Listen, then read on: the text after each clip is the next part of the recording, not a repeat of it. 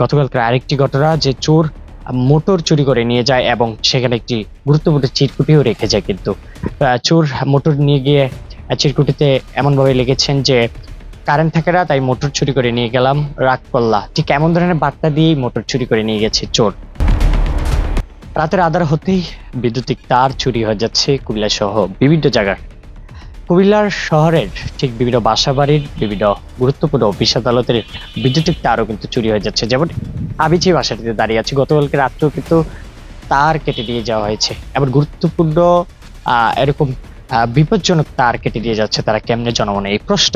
তবে আরেকটি ঘটনা যদি আপনাদের সামনে উল্লেখ করে রাখি যে গতকালকার আরেকটি ঘটনা যে চোর মোটর চুরি করে নিয়ে যায় এবং সেখানে একটি গুরুত্বপূর্ণ চিরকুটিও রেখে যায়। কিন্তু চোর মোটর নিয়ে গিয়ে চিরকুটিতে এমনভাবে লিখেছেন যে কারেন্ট থাকে না, তাই মোটর চুরি করে নিয়ে গেলাম, রাগ করলা। ঠিক এমন ধরনের বার্তা দিয়েই মোটর চুরি করে নিয়ে গেছে চোর।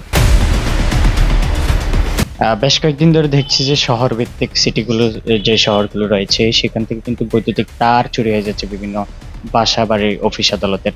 ঠিক এই বিষয়ে আপনার দিক থেকেও আমরা আজকে আপনার মুখোমুখি থেকে একটি অভিযোগ পেলাম যে আপনার বাসা থেকেও গতকালকে রাত্রে বৈদ্যুতিক তার কেটে নিয়ে গেছে। ঠিক এই বিষয়টা একটু খোলাটে করে দর্শকদের উদ্দেশ্যে। জি, ধন্যবাদ আপনাকে। আসলে বেশ কয়েকদিন ধরে শুধু আমার না, আমার আশপাশে যে বাসা বাড়িগুলো আছে সিটিতে এবং সিটির যে মেইন গুরুত্বপূর্ণ পয়েন্টগুলো যেগুলোতে আমরা চলাফেরা করতে বাধ্যতামূলক, এক প্রকার বাধ্যতামূলক হয়ে পড়ে, এখানে চলাফেরা করতে হবে, ওই এলাকাগুলোতে কারেন্টের তার, বিভিন্ন মেইন পয়েন্টের তারগুলো চুরি হচ্ছে। এবং কি আমার যত রিলেটিভ আছে এর মধ্যে অলরেডি আমি বদরপুর রেলগেটের ওইখানে আমার দুই একজন রিলেটিভ ফোন দিয়েছে আমাকে, গতকালকে একজন ফোন দিয়েছিল, যার কারণে আমি আপনাদেরকে জানাই তাদেরও বিদ্যুতিক তার চুরি হয়। আর আমাদের জানার মতো শুধু এগুলো আমাদের সিটিতে না, সিটির আশপাশ এলাকাগুলোতে গ্রামগঞ্জ ছড়িয়ে পড়েছে, যা সাধারণ কোনো ভদ্র মানুষ বা ভদ্র ফ্যামিলির পরিবারের সন্তানরা করতেছে না, অবশ্যই নেশাখোররা, যারা কিনা অশিক্ষিত এবং নেশাগ্রস্ত তারাই করতেছে। এভাবে যদি আইনি সুরা না পাই, আমরা আইনি পরামর্শ বা আমরা আইনিভাবে গেলাম, এরপর আমরা কোনো সমাধান পাইলাম না, এখন যদি এইভাবেই চলতে থাকে জনগণ একটা বড় আতঙ্ক সৃষ্টি হবে, যার কারণে পরবর্তীতে দেশ ও দেশের ক্ষতি সাধন হবেই এবং হতেই থাকবে। কি মনে করছেন যে আসলে এই যে তারগুলো কেটে নিয়ে যাচ্ছে, আসলে কোন ধরনের মানুষরা এই কাজগুলো করছে? এই সচেতন মহল হিসেবে আপনারা কি মনে করছেন এই বিষয়ে? যে অবশ্যই এগুলো কোনো সাধারণ ভালো মানুষ করতেছে না, অবশ্যই নেশাখোররা, যারা নেশাগ্রস্ত, যারা ফ্যামিলি থেকে টাকা পাচ্ছে না, বিভিন্ন খারাপ সঙ্গের কারণে নেশাগ্রস্ত হয়ে পড়তেছে, যেমন কিশোর গ্যাং সহ অন্য নেশাগ্রস্ত ছেলেরাই কিন্তু মূলত এগুলো করতেছে, যারা রাস্তাঘাট থাকে।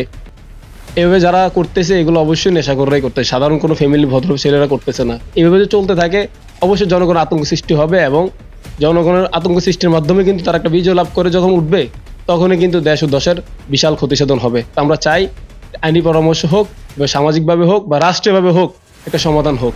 এভাবে চলতে থাকলে আসলে চলবে না, কারণ আমাদের নিজেদেরও বাঁচার কোনো অধিকার দেখতেছি না, বাঁচার মতো কোনো নিরাপত্তা পাইতেছি না। আমরা চাই আপনাদের মাধ্যমে যেন সাধারণ মানুষ এগিয়ে আসতে পারে এবং আইনি পরামর্শের মাধ্যমে যেন আমরা একটা আইনি শক্ত পদক্ষেপ পাই।